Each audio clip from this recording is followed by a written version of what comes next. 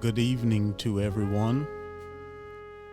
This is a beautiful Wednesday night, and I know for those who are on the East Coast, those who are back in Central Time, the hour is drawing just a little late.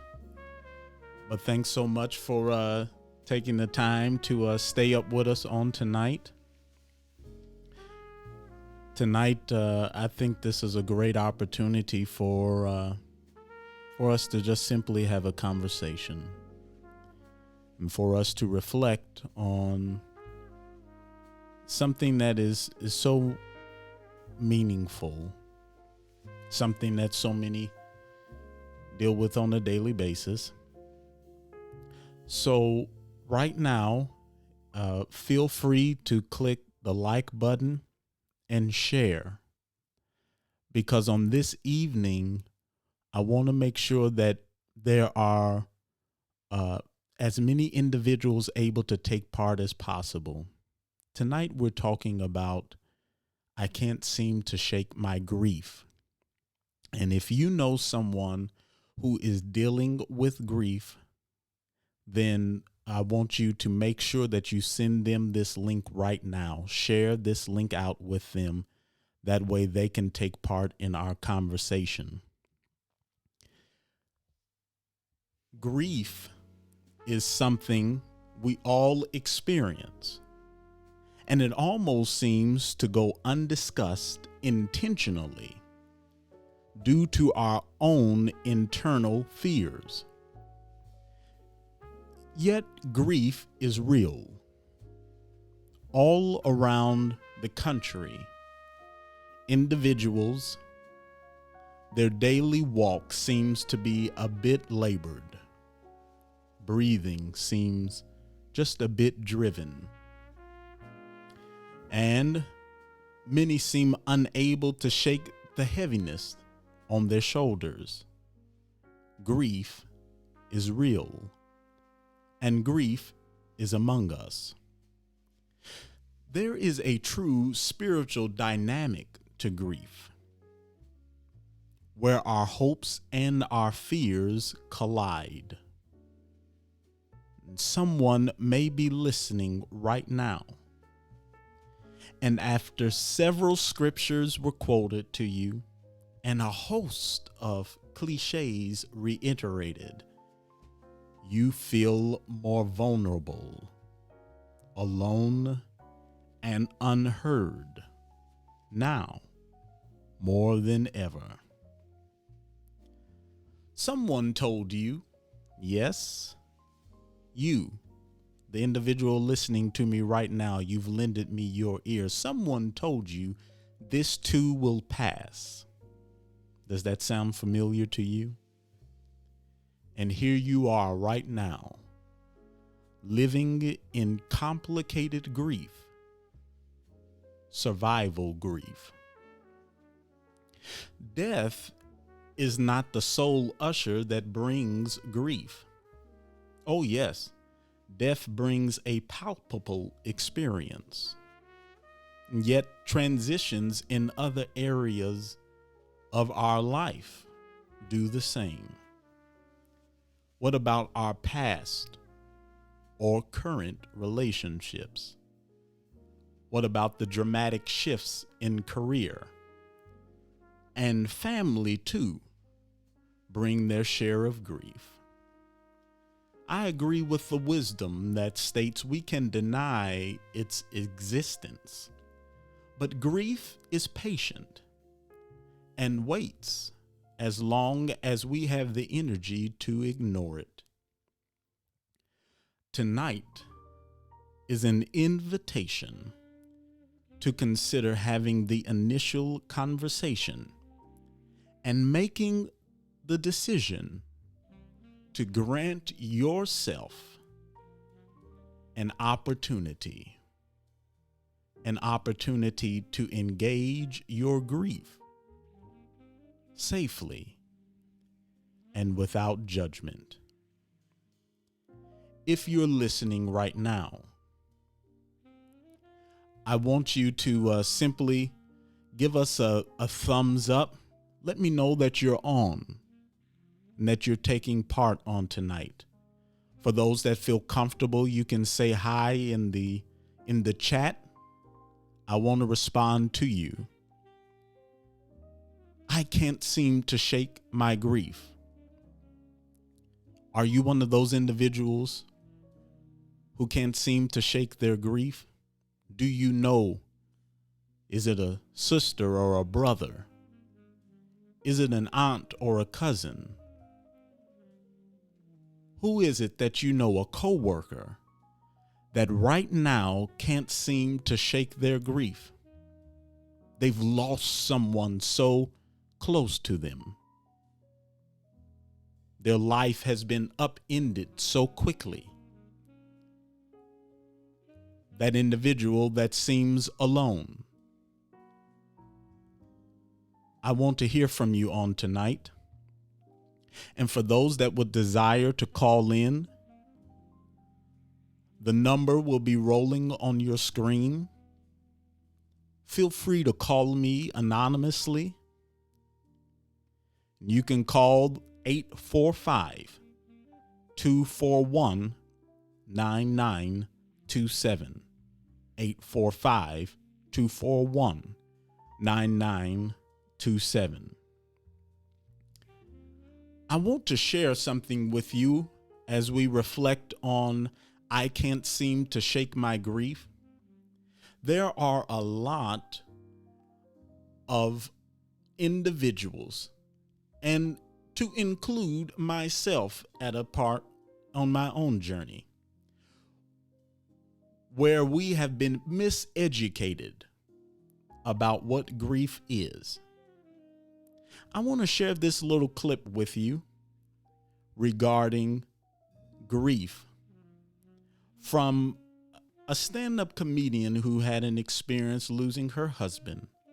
Her name is Kelly Lynn. Let's take a moment to hear her story.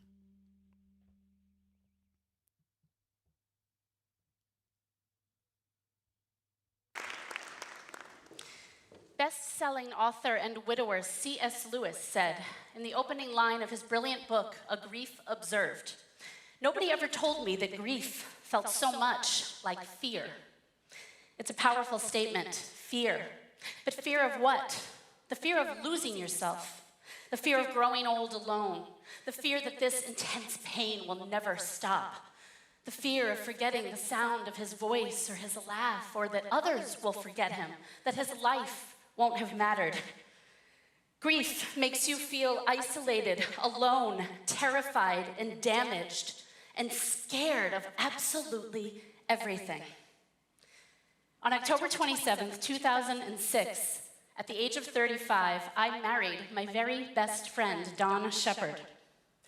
4 years and 9 months later, my healthy, active, beautiful husband left for work one morning and never came home.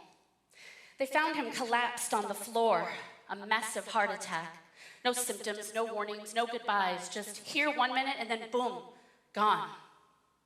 In the past 5 years or so since my husband's death, I've become friends with and met a lot of other widowed people. A few months ago, a dear widower friend of mine gave me a challenge. He said, "Kelly, I want you to change the world." "Is that all?" I said to him. "I will get on that right after my morning cup of coffee." But when I stopped to think about that concept, a favorite phrase of mine came to mind. Change your mind and change the world. In other words, the way that people see or perceive an idea has to change in order for everything surrounding that idea to also change. So I'm going to speak the truth today about grief, and then wait for that truth to then become contagious. Any widowed person or any person who has lost someone they love to death will tell you about the well-intentioned but sometimes insensitive comments coming from those on the outside. It was God's plan. Everything happens for a reason. There are many more, but these are some of the greatest hits. Now, the justification for these comments is always the same. They don't know what to say. I feel like it's time we change the conversation from "they don't know what to say" to "well, then let's teach them. Like the great Maya Angelou once said, when you know better, you do better. So let's focus on the most insensitive comment of all time, and the one that I feel is the most harmful. You need to move on. Get over it. Get on with your life. Let me say this as simply as I can. When it comes to the death of someone that you love, there is no such thing as moving on. It's a lie. It's a made-up concept created by people who are too uncomfortable with death and sadness and grief. I want to hear from you but here's the right thing. now. It's not their fault. If you're, they are only repeating what has become familiar to them throughout the years, what's been taught to them by society over and over again. Some of the things you need to move on is that a have been phrase said born to you out of centuries of ignorance and fear. in the moments because when you are grief grieving. Feels a hell of a lot like fear. Have you been one of those now, the individuals move-on mentality starts very early. who It's have been constant, told, and it you know what? You should just move on. If you know someone who has shared that with you, I want you to send them this link right now. Let them know that we're having a conversation. If you're an individual who took in the words of someone else and they've been eating away at you, individuals treat you differently because you continue to reflect on someone you loved, someone you may have lost, on a relationship that might have gone bad, on a job that you might have lost. There's a great deal of loss right now among us, and grief among us in our communities, in our homes, our families. And what can you share with me about what your faith has taught you about grief? This is our opportunity to have the conversation, because the reality is grief is not the same for everyone. There is absolutely no recipe for grief. We are all going to experience grief differently. All of us are going to experience what it feels like to walk through grief in our own way. Did someone tell you just to move on? Did someone in your local church say, you know what, this is God's will. Everything's going to be all right. And how did that make you feel when you were told to simply move on, to stop trusting, to stop opening yourself up? I want you to take a moment to click the share button. It only takes you 1 second, and you can see it right down there as you're watching. Click the share button and share this out with someone that you know needs to hear, and someone that might need to call in on tonight, and allow them to have a conversation with the chaplain as we reflect on I Can't Seem to Shake My Grief. I want to highlight, we've got Marquise is in the comment section. Let's see if we could put his comment up right now. And he says, she's right about a lot, primarily the idea that grief is heavily associated with other emotions such as fear. But what struck me, he suggests, is to hear her accuracy in stating that people are often afraid to comfort others. We just don't know how to define it. Grief varies so much. So the part that I want to speak on right now, to your point, and I agree with you, there is something about individuals being able to sit in somebody else's grief. One, it does, I believe, take individuals who have the right heart, individuals who have the right spirit, and who have the right motives. In grief, we find ourselves to be most vulnerable. It's during our grieving moments when we are at our vulnerable. And I would submit for you that individuals are afraid to sit with those who are vulnerable. They're afraid to sit with those who are grieving because they don't have enough awareness of their own triggers. They are unaware of the things that they are fearful of. They are unaware of the things in life that they have yet to deal with on their own journey. All of us are a great big ball of suppression in a lot of ways because we are taught to just suck it up and move on. You got to keep moving. And for those that might not know, that's what we call survival grief. That's a real thing, survival grief. And that's when an individual, because of life, because of what you're going through, because of the things that you have to do, because you got to get up and work and keep food on the table, because you have to make sure that everyone is provided for. You don't have time to sit in your grief. And so you go into survival mode. And that's when you have to just simply keep going for others. Are you that individual who is simply in survival mode? There's a great number of individuals who have trouble or rather sitting with individuals who are in grief because they don't know their own personal triggers. Who out there is listening right now who is willing to share and to reflect and say, I need to know my own triggers because I have experienced someone who was dealing with grief and I was so afraid to relate to them. I was afraid to truly open up and embrace because I did not know what it was going to do to me. I did not know if I began to take the journey with this individual who is going down this path,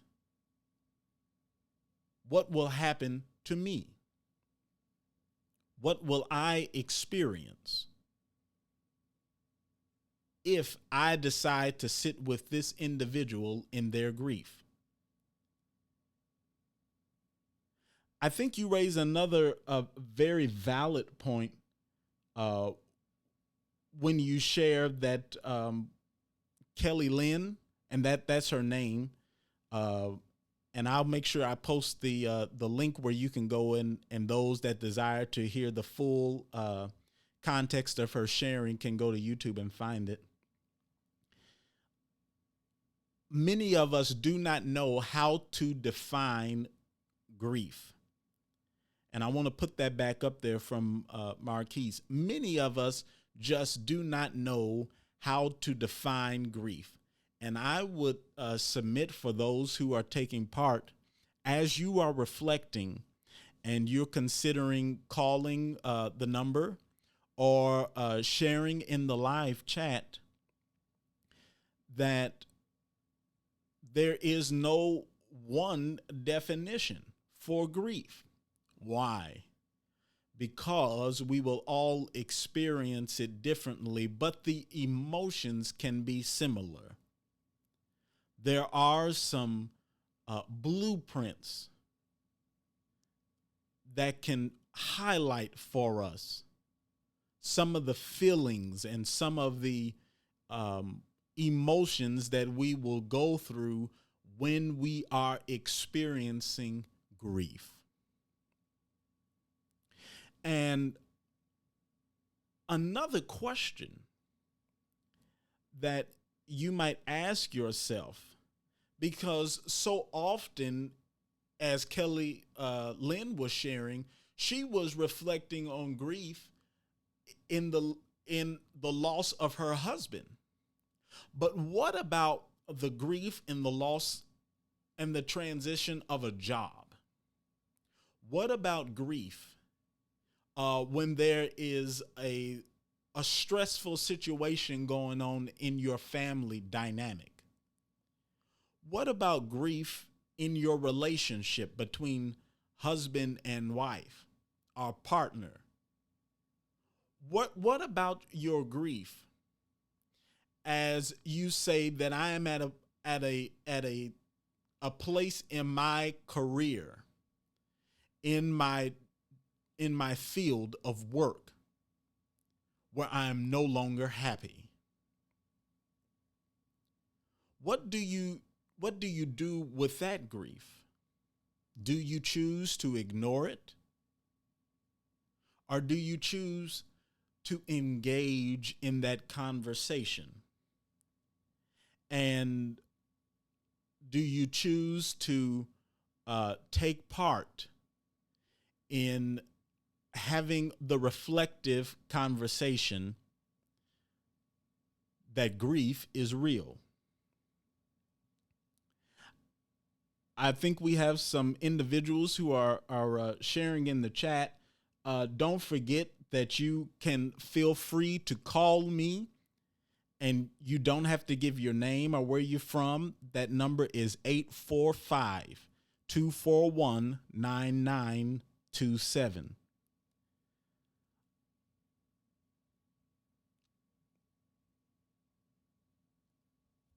Hey, Betty, I've literally, with my oldest and healthiest brother, take his last breath and then a year later be in charge of handling my sister's services and still in unbelief. I did not realize that. Have you been able to one, I hadn't got a chance to talk to you since your sister died. Have you had the opportunity to talk with someone about that? I know your family is close. Um, do you desire to share about how you might be experiencing that loss right now? Because that is a lot. To go from one sibling to another is heavy, and we walk around and we carry it, but that weight is real. So if you desire to call in, or if you want to share in the chat, I would certainly like to hear what it is you might have learned, or what it is that you're experiencing right now. And know that your family has had my prayers. You have had my prayers. Marquise says, would you agree that grief is never ending? Do you think we just learn to cope with it? And what are my Bible inspired thoughts? Well, to answer that first question, is grief never ending? I believe that grief is a daily process. I don't believe there's any such thing as an individual getting over the loss of a loved one. Matter of fact, I think we've taught it totally different uh, than the way that it should be embraced, because there is something to be said when you can have a continued ongoing relationship with loved ones whom you have lost, or with learning how, when transitions come, learning how both to be in the grief and then also recognize and honor what is coming out of the transition and what is to come. So no, I don't think it there's a place where grief stops. I do believe that it continues to roll on, but it's how we choose to use the energy to move forward our grief. And that can be a beautiful thing when you can learn to celebrate the individuals in your life on a daily basis, what they meant to you, how you experience them, what they brought into your journey, and learn to celebrate those things. I don't ever believe that people truly leave us. People are always there. Uh, and it will be at those moments when we think that it's most random, are those moments when we have uh, more than our share going on, that those individuals show up and they come and talk to us. Or you spend time with an individual and you know their favorite bird, and out of the blue, here is this beautiful bird that is sitting outside of your window. Or a phrase comes to your mind or is spoken through someone else, and it immediately triggers you and says, you know what, that's the same thing. Those are the moments that we ought to embrace. Those are the moments that I say, because it's an ongoing thing, we have to learn how to embrace those moments, because they're beautiful moments that allow us to celebrate the individuals and to celebrate um, what it was, or rather how they impacted our life. Um, there was another part to what you asked, and Marquise, do you think we just learn to cope with it? And I would suggest there are a great number of individuals out there who have simply learned to cope with it. And the question becomes, is this healthy? Is this healthy for you? Is this healthy for your family, or rather the individuals who are around you daily? Because the truth is, for me, I would say our spirits, but our energy can be felt throughout. Our energy can be experienced by so many. All they have to do is begin to be in the same space with us, and that energy comes off. So, do I think that many have learned to cope? I do believe that there are a great number of individuals who have learned to simply, you use the word cope. I would say there are a great number who have learned to suppress their grief. Just don't talk about it. Just push on. And that's why I use the term survival grief. Survival grief. We have so much going on in life. Got to keep the electricity on. Got to make sure there's a roof kept over the head of the family. Got to make sure that I could get from A to B and maybe C on the occasion that I actually have the time to do that. I got to make sure that the children have what they need. Okay. I want to help out in the community, but I got to work I'm working 2 or 3 double shifts back to back. When do you have the time to grieve? Our culture has not been built that it truly allows us the opportunity to grieve loved ones. And so there are a great number of individuals who every single day that you pass them, whether you know them or not, are dealing with some form of grief. And there are those who have been dealing with some form of grief. We're not talking about recent, we're talking about years of grief.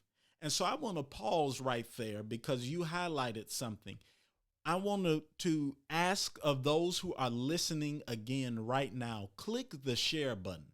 If you know someone who needs to call in and talk through the fact that they have been suppressing their grief, they have been suppressing their sadness, their feeling of aloneness, that feeling of being unheard and misunderstood, click the share button right now and let them know that they can take part in the conversation, because I want to hear from them. I want to be a listening ear on tonight as to reflect.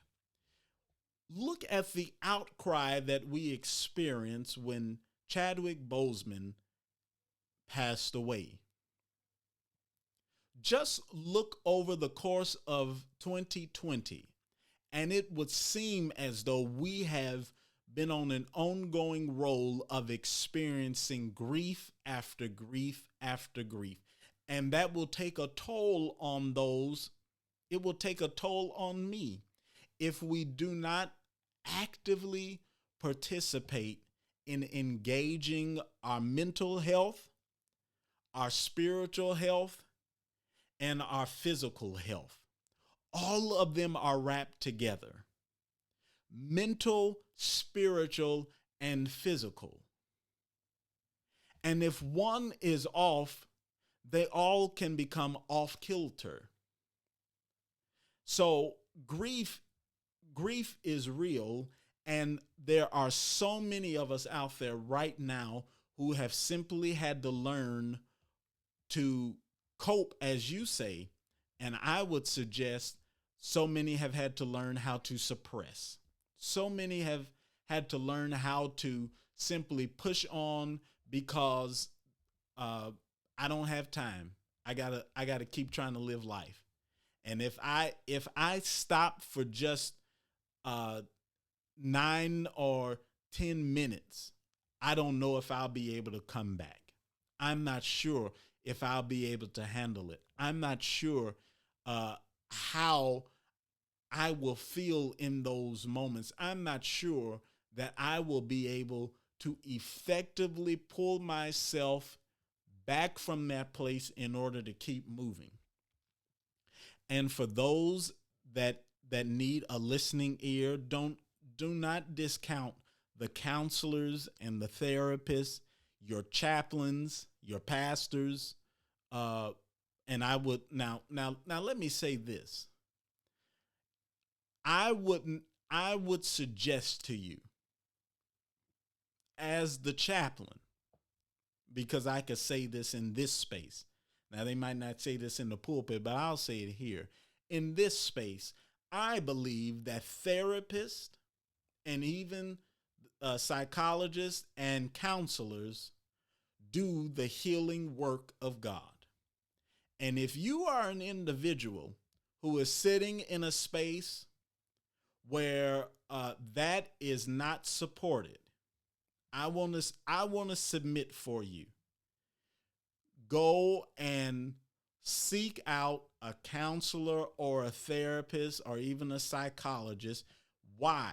Because they are in the healing business. And if your mind and if is in a healthy place, then your spirit automatically has to come into alignment.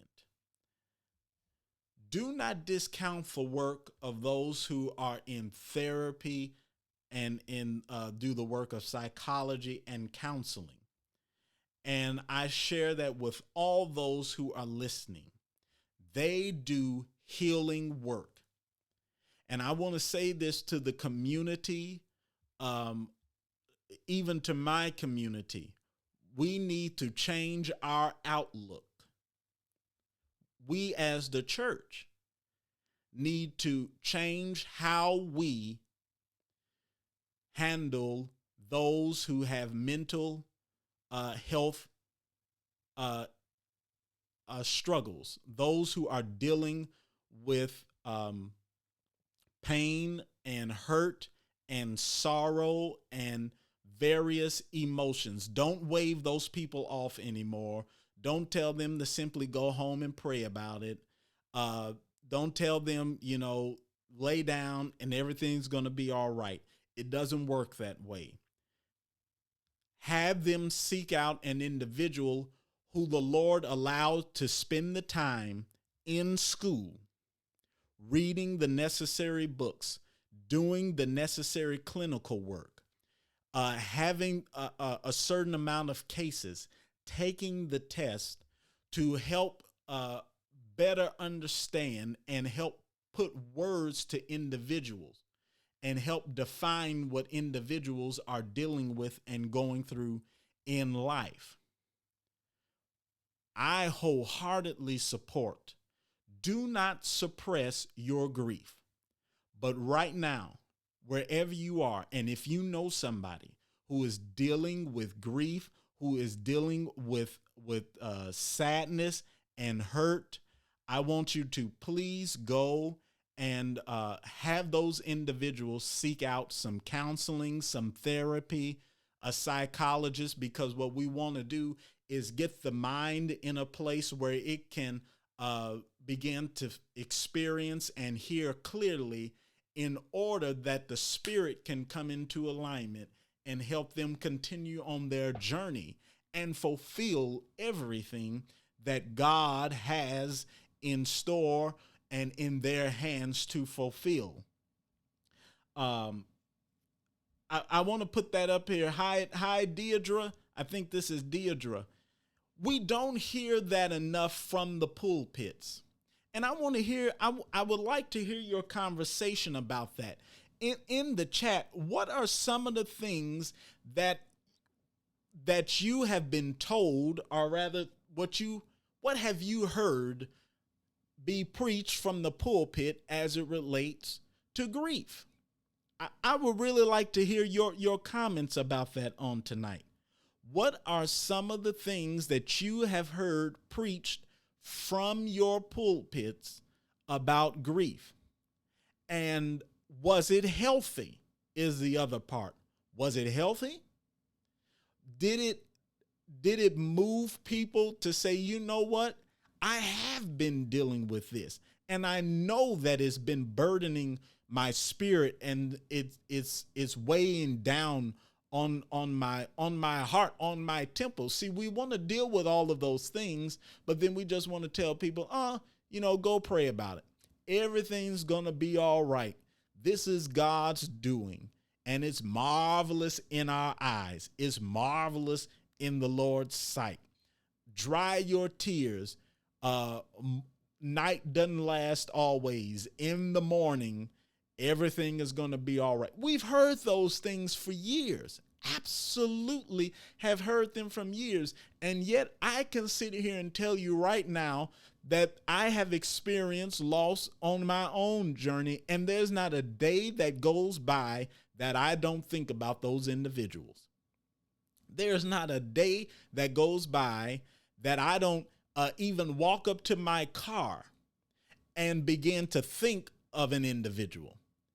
There's not a day that goes by that I don't open my wallet and reflect on my relationship with my grandmother. So the grief, it rolls on with us. And the fact that people can just simply say, all of the normal cliches that we hear, it's going to be all right. Well, it's not going to be all right. And somebody somewhere is sitting in their house. They're sitting in their car, or they've been driving back and forth to work, and all kinds of thoughts have gone through their head, and they've not shared those thoughts with you. They've not shared them with the pastor. They've not shared them with the elders or the deacons or the church mothers or whoever it is. They've not shared those thoughts, because immediately people are going to consider, you must be caught up with some kind of spirit or force on you, because that's not the kind of God I serve. Well, we have not done what we should do as the body of Christ, for me as a Christian believer. And just as a whole, we have not done our job making sure that individuals know that grief is real and they don't just have to get over it, but we have sources out there where people can take part. And I want to thank you all for sharing I see Deirdre here says, I see my mother's face every morning in the mirror. And that's something that is so powerful. That is something absolutely so powerful. Because I know Deirdre is not the only person. I know she's not the only person. Dee is not the only person who can say, when I look in the mirror, I see a loved one's face. She's not the only person who can say, when I hear this song, I immediately think of my father or of my grandfather. Because those people never leave us. And what ought to be taught, and I hope that you're hearing me right now, is that the relationship continues. The relationship with your loved ones continue. If you are an individual right now who has lost a loved one, if you know somebody right now who has lost a loved one, and people have told them all of these very just off the wall ways of handling their grief, right now, I hope that you will send this message out to them and let them know that their grief is real and that you are choosing to be in their grief with them.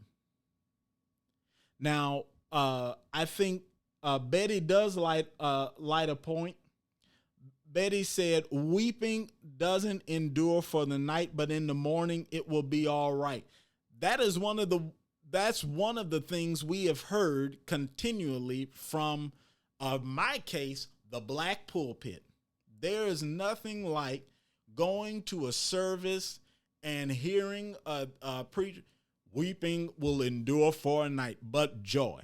But joy. Every now and then they turn right there. But joy comes in the morning. Joy comes in the morning. And the reality of it is there's a whole lot of people who lay down in their beds at night. And then when they get up, there is no joy. Because we did not let the person effectively grieve. And we as believers are so quick to push people to get to a happy place, to the resurrection. Even just consider the Easter story. Nobody wants to deal with the death and the grave. Nobody wants to really deal with just being in that moment of grieving. We can go and look at the scripture when Lazarus died. I think this goes back to Marquis' question earlier. But we could go and look at that piece.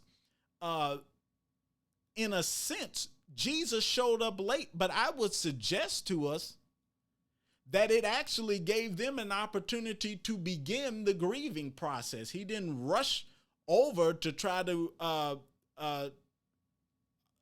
push away or to move them out of their grief.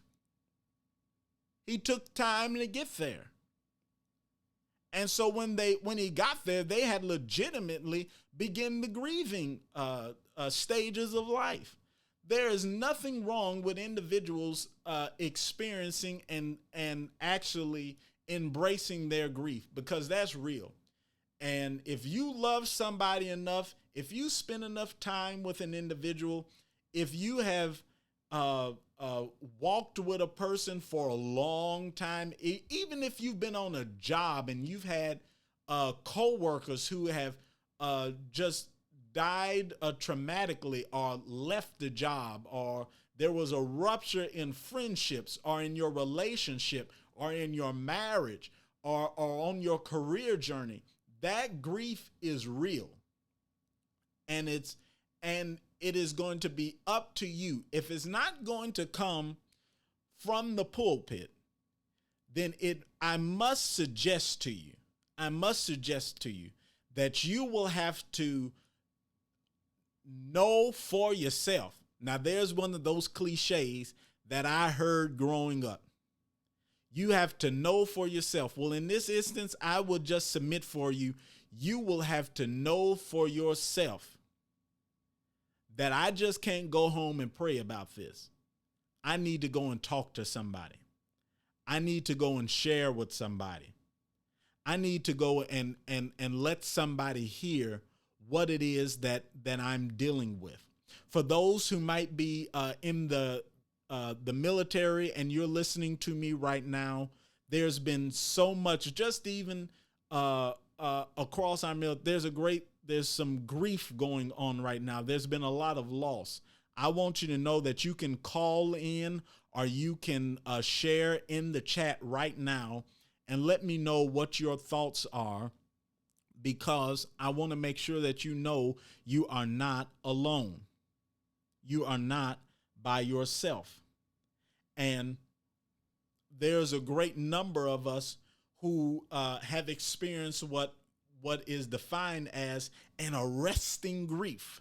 An arresting grief. And that's the type of grief that occurs when a person has been literally stunned and impacted of the disaster or the loss.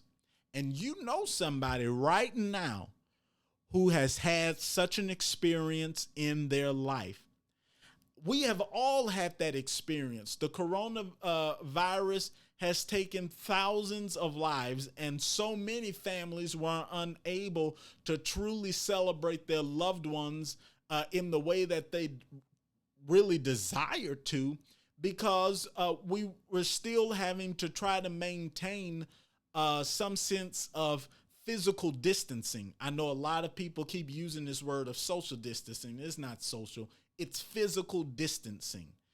So many of us they didn't get to celebrate in the way that they truly desired, because we were still having to, and we're still in the just in a space where we have to do physical distancing in order to make sure that we maintain health, because we love each other. Because we love each other. Now, if I was going to put a plug in, and there I do hear my pastor say, there's an amen right down through there. See, I celebrate that.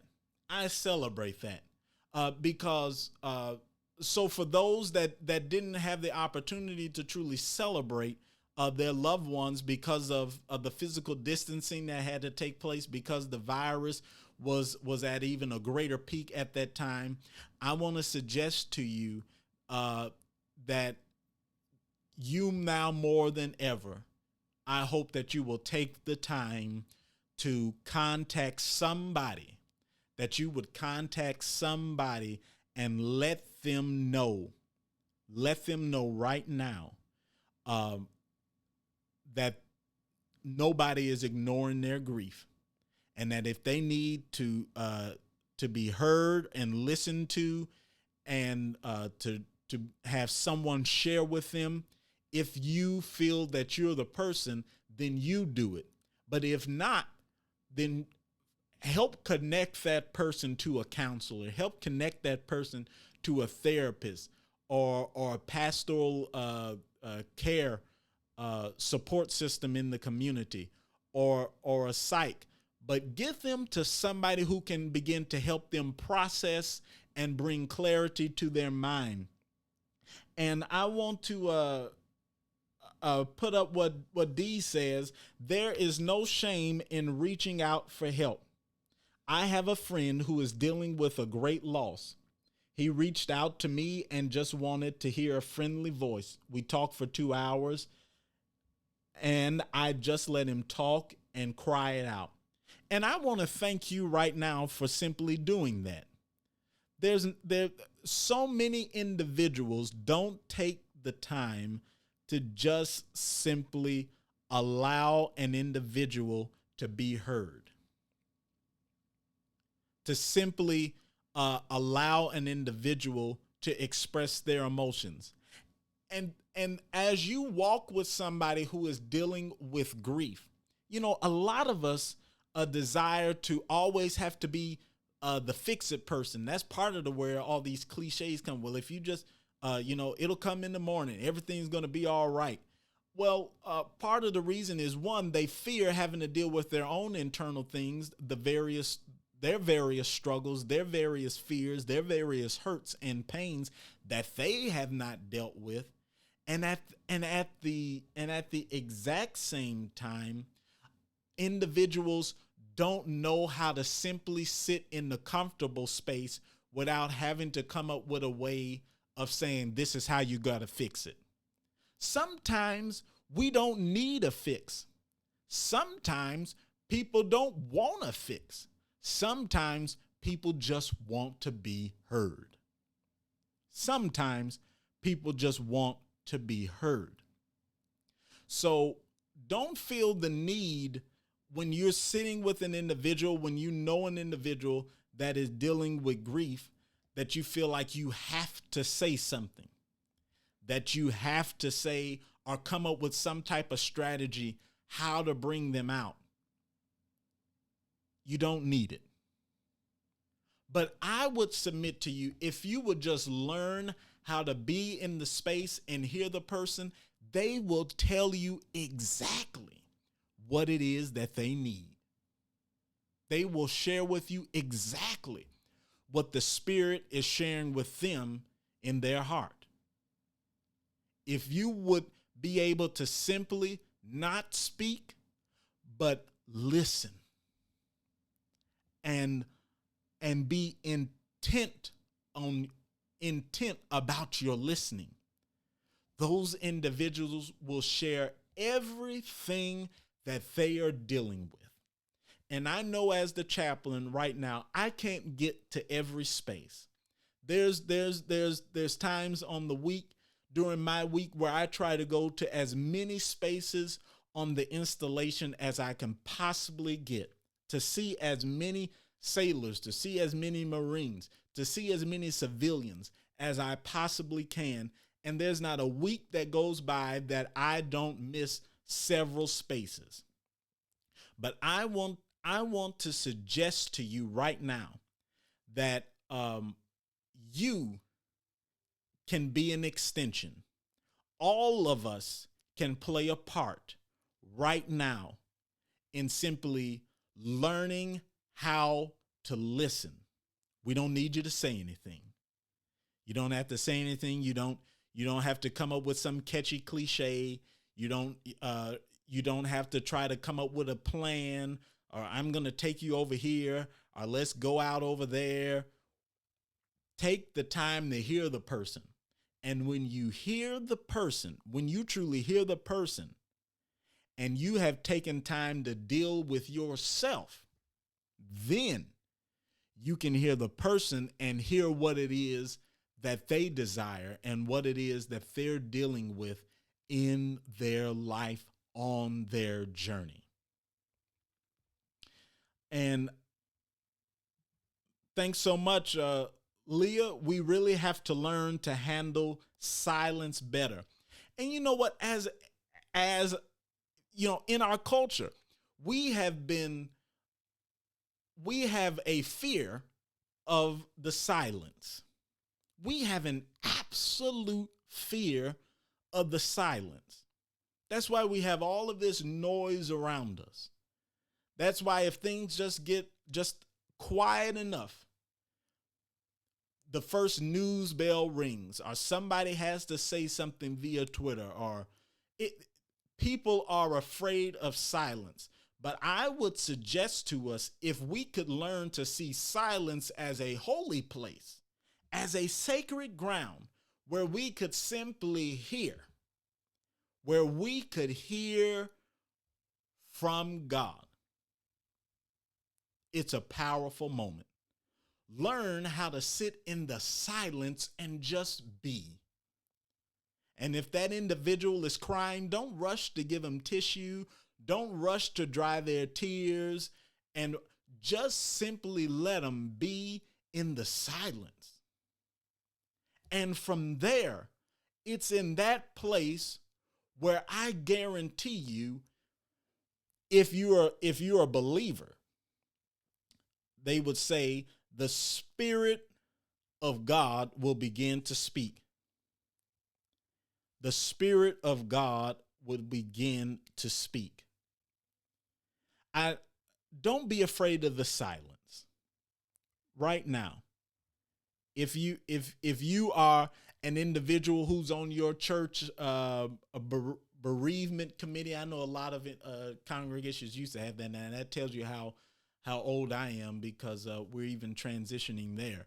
But if you are an individual who is charged in your local congregation to go and care for individuals who are dealing with grief, please be the individual to just go listen. Or when they call, just listen. And just simply be. Just simply be. And know that there is beauty and holiness in the silence. And when two people can be in the silence together, I guarantee you that is there where God shows up. Absolutely, without a question of a doubt, God shows up and will be in the silence. So right now, wherever you are, if it's a relationship that you're grieving, if you have been grieving the loss of what you feel like is the culture, I want you right now to share this link with somebody. Hey, Larry, I see you. Thanks so much for tuning in. If you all know somebody who is dealing in grief on tonight, and you know they're up, you know they're awake, send them this message right now. Send them this link so that they can take part and know that the chaplain is willing to hear them and to share with them. I don't have any more cliches.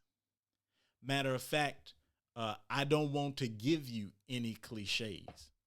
I simply desire to be in the space with you.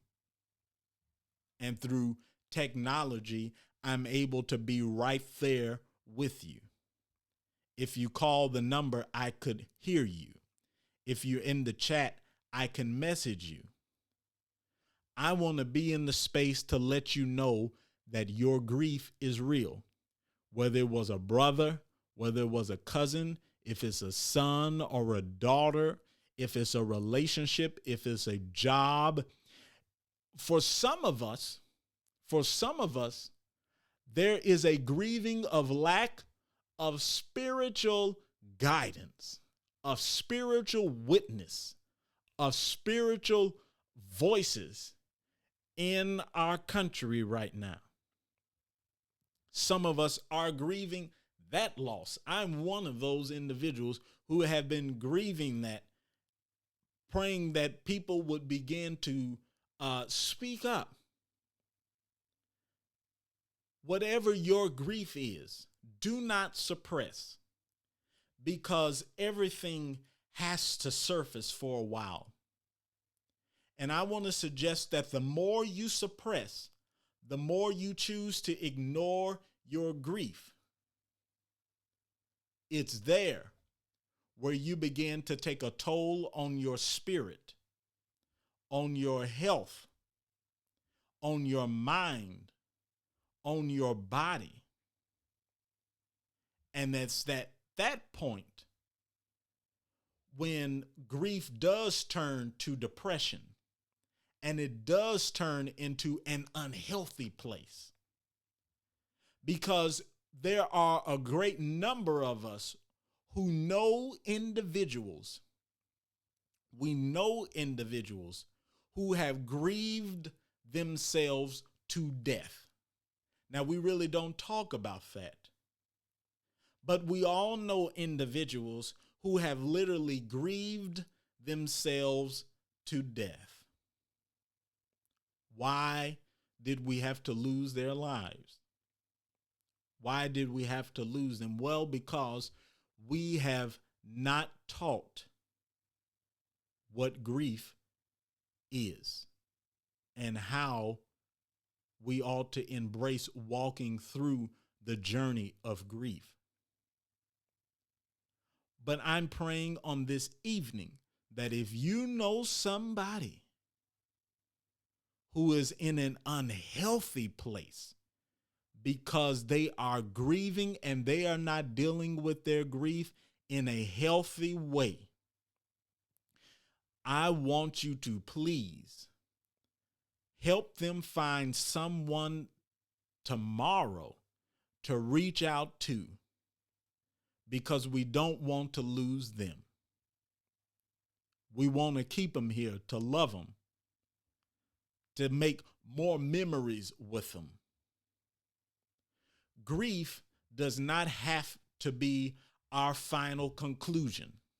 Grief can be a beautiful entryway into learning how to celebrate those who move on to be a part of, as we say in the church, the great cloud of witnesses. Well, I don't want my witnesses to be quiet. I want to hear from my witnesses. I want to feel my witnesses giving me the wind at my back when I'm tired. That's why I surround myself with individuals on my walls who are important to me. My great cloud of witnesses push me on, and I have conversations with my great cloud of witnesses on a daily basis.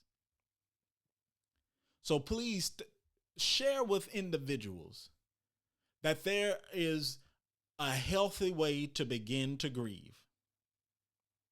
There's a healthy way to begin to grieve.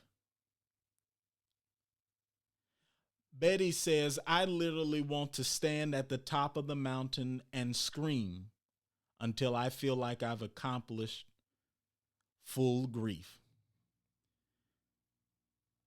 I'm screaming right now with you. I'm screaming right now with you. And I'm screaming as loud as I possibly can. Being on the mountain, you are not by yourself. I'm standing right there with you, and I'm screaming.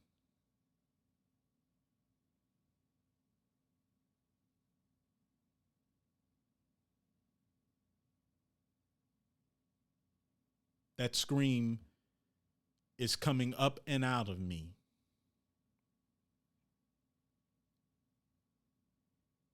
And Betty, we might have to go to the top of the mountain more than one time. We might have to go up there several times. Matter of fact, we might go down there a year, 2, 5, 10 years later. But if we got to go back to the mountain and scream some more, we will. Because the grief is real, and it's painful, and it hurts. You are not on the mountain alone. Thanks so much. Dee says, scream it out. We've got 3 people right now who are on the mountain screaming, because we just need to do that. If you know somebody else that needs to be in this moment with us and who needs to walk to the top of the mountain and just scream, tell them we're on right now. I know there are individuals. I know Betty is not by herself. I'm so thankful Dee decided that she would go to the mountaintop and scream with us. And there might be some others right now. You're sitting in your bedroom. You're sitting in your living room. Your house is finally quiet. Thanks so much, Marquise. Marquise is on the mountain and he's screaming with us. Somebody is sitting in their car. You know somebody who has the night shift, who is at work right now. And they are screaming on the inside, but they really need to be on the mountain with us screaming. Because the grief is real. Somebody is simply saying to themselves right now, I can't take anymore.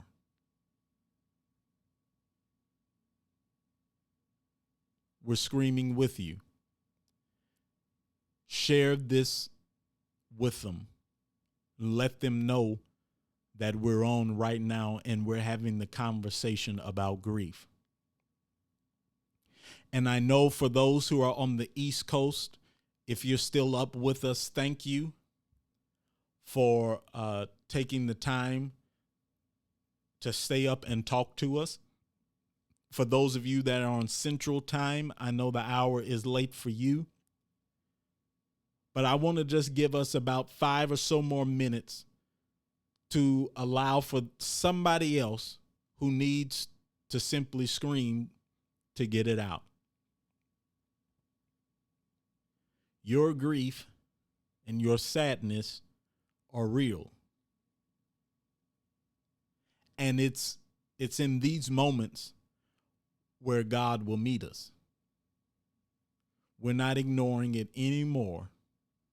It's simply unhealthy. It is simply doing us an injustice spiritually.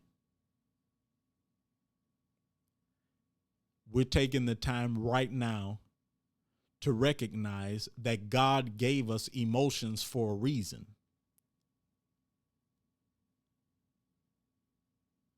To feel them.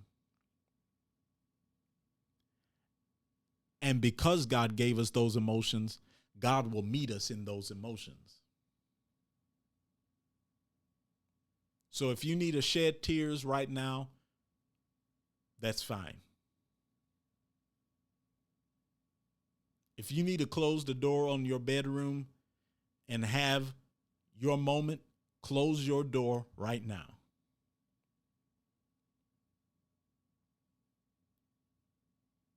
If you need to call and speak to me, you can do that right now.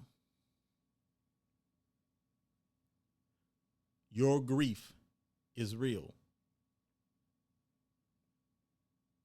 And we don't have any more catchy phrases. No more of the church cliches. And I dare not want anyone else to grieve themselves to death. And it's there where I will stand in my own pastoral authority and say, Scripture does remind us, I come that you might have life. So we're going to be in the grief. And when you're ready, we're going to move into a place where we can better understand what are the things that have compounded your grief. Because it's never just one thing. And once you start pulling and unraveling, you will find out it was 4, 5, 6 things that happened years ago. Your grief is real. I can reflect on individuals who've been gone almost 15 or 16 years right now. And it was just like yesterday. I can reflect on transitions in my life when I chose to go this direction, and it caused me to lose some individuals on this side. I made a decision to go on a different path. The grief is real, and you are not by yourself. You are not by yourself.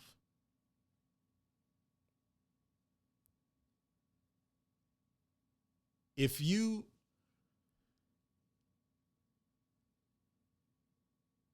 need someone to talk to, please know that I'm available. And then if you need the hotline numbers, I also have those numbers for us. And I'm willing to share those. I want to thank each of you for taking the time to join me on tonight.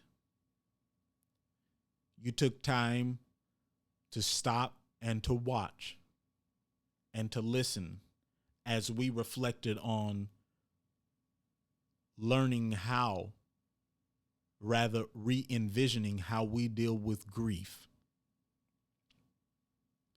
I'll be right back here on next Wednesday at this same time. I hope that you will stay tuned because I might come up sometime this weekend to simply have a conversation. But if you know somebody who is dealing with grief, make sure that you send them this radio broadcast. Share this with them in a message, or tag them in it, and let them know that they are not alone. I want to thank each of you who have been in the comment sections and you shared on tonight. Thank you for sharing. Thank you for being vulnerable to share. And it's my prayer that all of us will continue to embrace the great cloud of witnesses that are around us and to learn how to reimagine what grief is and how we deal with it. Thank you for sharing. And I look forward to us taking the time to join together again right here next week at this same time.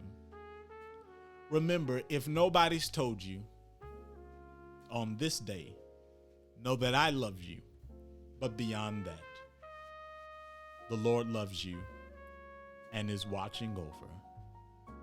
Be blessed and go in God's peace. Good night.